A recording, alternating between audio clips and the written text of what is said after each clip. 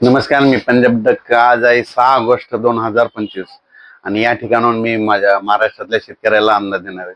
तर राज्यातल्या सर्व शेतकऱ्याला सांगू इच्छितो, म्हणजे उद्या आता आज आहे 6 ऑगस्ट 2025, 7 तारखेपासून ते जवळपास 7, 8, 9, 10, 11 तारखेपर्यंत राज्यात म्हणजे पूर्व विदर्भ, पश्चिम विदर्भ, दक्षिण महाराष्ट्र, उत्तर महाराष्ट्र, कोकणपट्टी, खानदेश ह्या भागामध्ये पाऊस पडणार आहे, पण हे थोडा कमी प्रमाणात राहणार आहे। आणि जे याच्यानंतर जे येणार आहे 13 ते 14 ऑगस्ट ते 18 ऑगस्टच्या दरम्यान ते मात्र खूप मोठा पाऊस पडणार आहे। त्याच्यामध्ये ओढे नाले वाहणार आहे, पूर परिस्थिती निर्माण होणार पाऊस त्यामध्ये 14 ते 18 ऑगस्टच्या दरम्यान राहणार आहे, म्हणून हा अंदाज लक्षात येतो।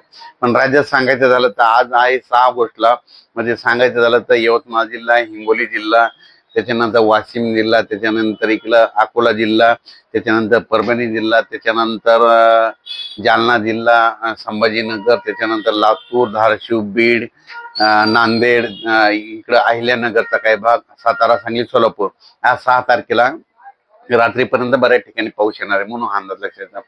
7, 8, 9 ला परत याची व्याप्ती वाढत जाणार आहे, पण या पावसामध्ये काय होणार आहे, विजेचं प्रमाण असणार आहे, वारं देखील जोरात सुटणार आहे, विजेचे रात्री त्याला विजेच्या कडकडासह पाऊस असणार आहे, म्हणून हा अंदाज लक्षात घ्यायचा।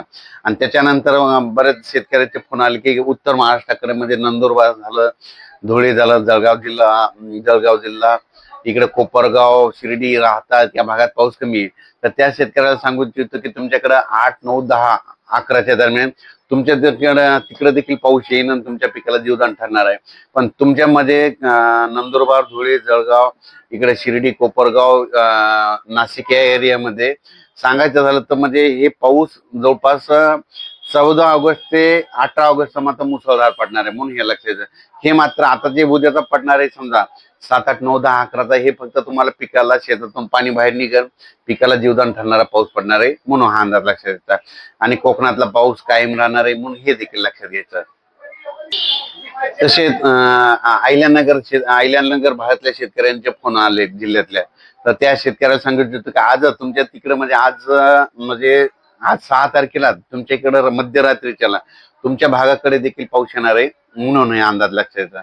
म्हणजे अहिल्यानगर मध्ये सांगायचं झालं तर राहता, शिर्डी, संगमनेर, कोपरगाव, नेवासा, त्याच्यानंतर पैठण हे भाग तिकडे देखील हे पाऊस येणार आहे, म्हणून हे लक्षात येतं। म्हणजे आज मध्यरात्री उद्या त्याला तुमच्या इकडे देखील पावसाची हजेरी लागणार आहे, म्हणून हे लक्षात येतं। बुलढाणा जिल्हा झाला, अकोला जिल्हा, अमरावती, वर्धा, नागपूर, भंडारा, गोंदिया, चंद्रपूर तुमच्याकडे मात्र 14 ऑगस्ट ते 18 ऑगस्टच्या दरम्यान मुसळधार पाऊस पडणार आहे, म्हणून तुम्ही काय करायचं, ह्या 2-4 दिवसामध्ये जशी वेळ भेटेल तसं तुम्ही काय करा, खताचे निवेदन करा। हा पाऊस मध्ये कर्नाटकमध्ये, तेलंगणामध्ये, आंध्र प्रदेश, केरळकडे जास्त असल्यामुळं जे सीमालगतचे भाग आहे म्हणजे हे पाऊस ना सांगायचं झालं तर दक्षिण महाराष्ट्राकडे जास्त पडणार आहे। म्हणजे दक्षिण महाराष्ट्रामध्ये कोणतं येते, मग सांगली जिल्हा झालं, त्याच्यानंतर अहिल्यानगर 2चा ते परिसर, कडाष्टी, बीड जिल्हा, त्याच्यानंतर धाराशिव, त्याच्यानंतर लातूर जिल्हा, परभणी जिल्हा, नांदेड जिल्हा, जालना जिल्हा, संभाजीनगर, हिंगोली, वाशिम, नांदेड ह्या पट्ट्यामध्ये जरा ह्या 4 दिवसाचा पाऊस